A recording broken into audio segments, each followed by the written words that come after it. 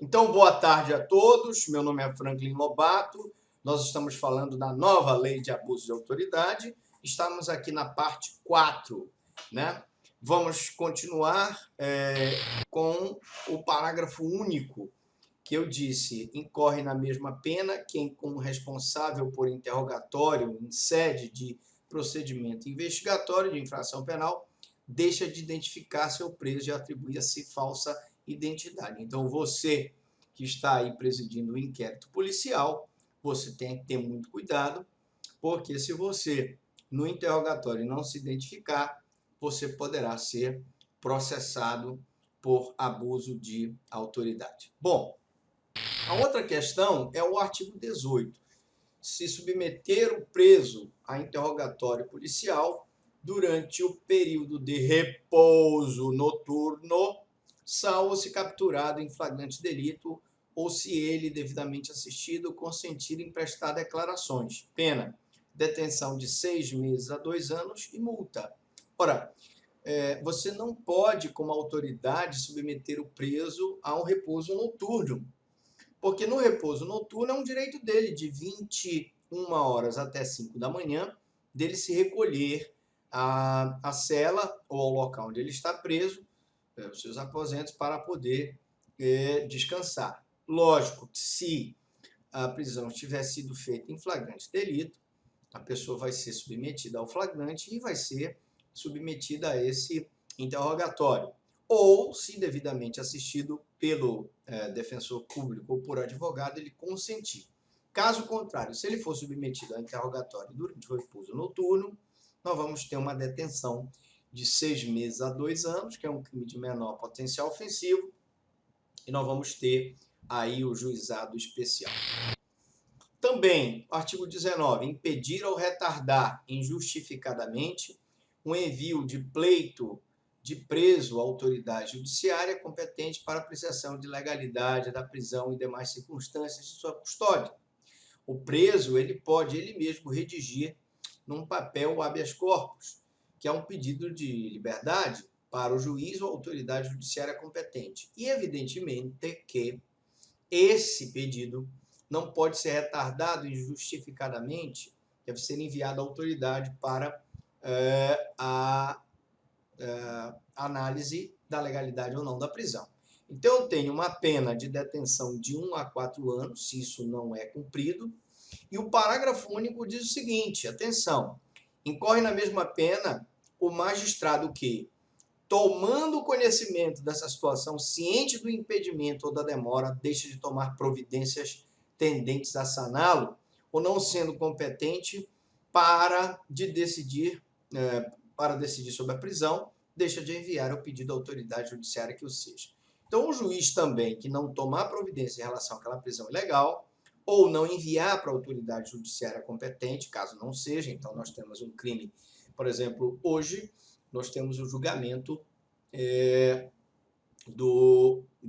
da chacina do Guamá.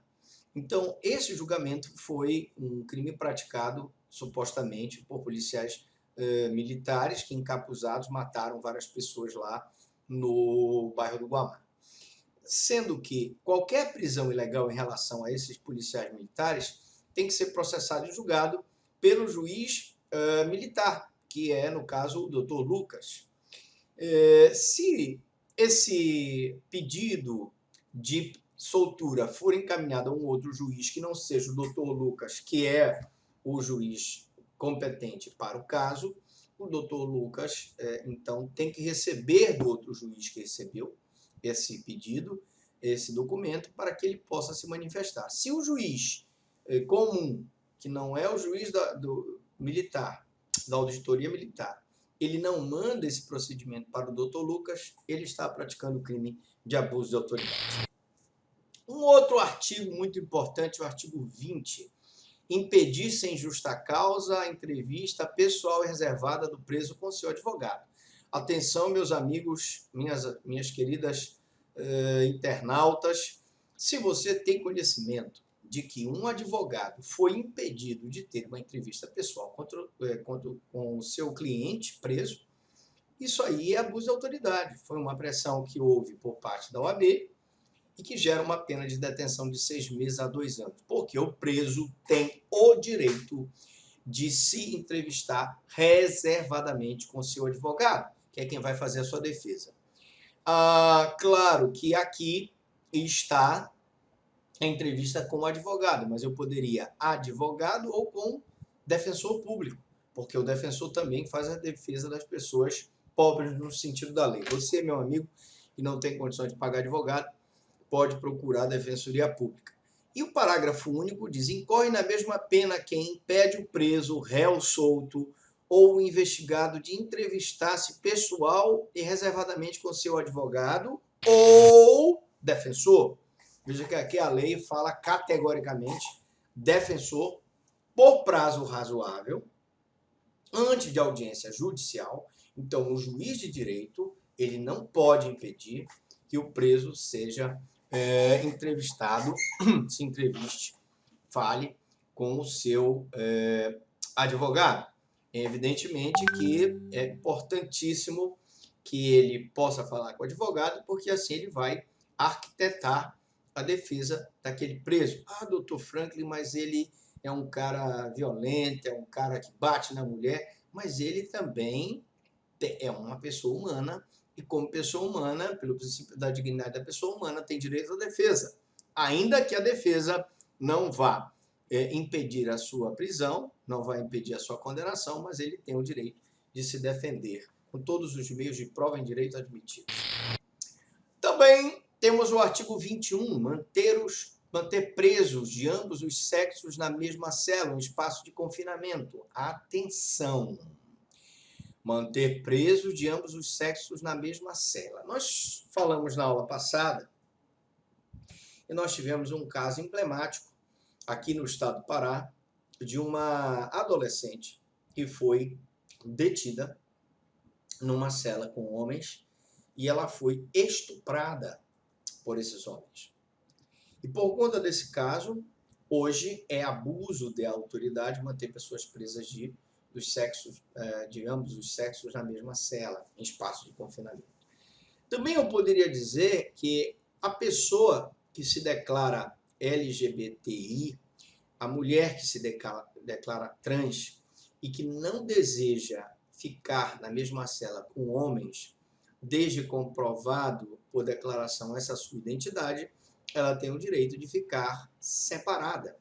Porque o trans ou o travesti que vai ser preso juntamente com outros homens, o que vai acontecer? Ele poderá ser estuprado. E ele também é pessoa humana que merece ser tratado com dignidade. Doutor, mas ele se dedica à prostituição. Doutor, ele é traficante. Doutor, ele é criminoso. O fato dele ser criminoso não dá o direito do Estado de mantê-lo preso numa cela com outros homens, sofrendo ele abusos sexuais. Essa situação gera uma pena de 1 a 4 anos e multa, e o parágrafo único diz: incorre na mesma pena quem mantém na mesma cela criança ou adolescente na companhia de maior de idade ou em ambiente inadequado, observando o disposto no artigo 8, na Lei 8.069, de 13 de julho de 90, que é o Estatuto da Criança e do Adolescente. Então, evidentemente que aquela pessoa, sendo juiz, sendo autoridade policial, que mantém criança ou adolescente em companhia de maior de idade, e eu não posso colocar o adolescente junto com o maior numa mesma cela, isso é ilegal, e isso é ilegal e gera a tipificação do abuso de autoridade. Portanto, a criança e o adolescente, a criança apreendida, ela deve ser encaminhada para medida protetiva. O adolescente ele pode ficar internado, é bem verdade, mas ele vai ficar internado em um estabelecimento diferenciado da pessoa maior de idade. Atenção, senhores policiais. Invadir ou adentrar clandestina ou astuciosamente, ou a revelia da vontade do ocupante, imóvel alheio ou as suas dependências, ou nele permanecer das mesmas condições, sem ter determinação judicial ou fora das condições estabelecidas em lei, eu vou ter a detenção de 1 a 4 anos e multa, porque isso é abuso de autoridade. É a famosa invasão de domicílio praticada pelo policial militar, que invade a casa do cidadão, à revelia do seu ocupante, e permanece nas mesmas condições, sem uma ordem judicial, mandado de busca e apreensão, por exemplo, ou fora das condições estabelecidas em lei. Quais são as condições estabelecidas em lei? Ele pode entrar na casa, nós vamos ver já já, se ele, por exemplo, estiver atendendo um chamado de uma vítima de violência doméstica, que ele vai acudir, que ela está sofrendo agressão por parte do seu marido. Então nós temos aqui as seguintes situações. Incorre na mesma pena, na forma prevista no caput desse artigo, quem coage alguém mediante violência ou grave ameaça a franquear-lhe o acesso a imóvel ou suas dependências, tá?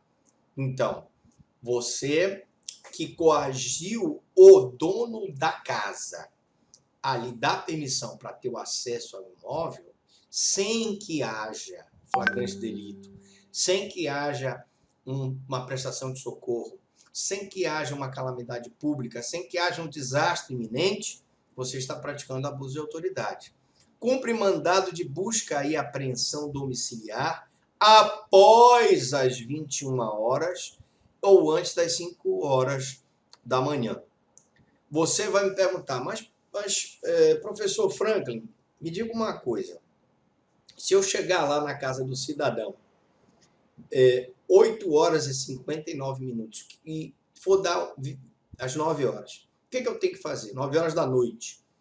Você vai cercar a casa e só dá cumprimento àquela ordem de busca e apreensão após as 5 horas da manhã. Porque isso é uma determinação legal.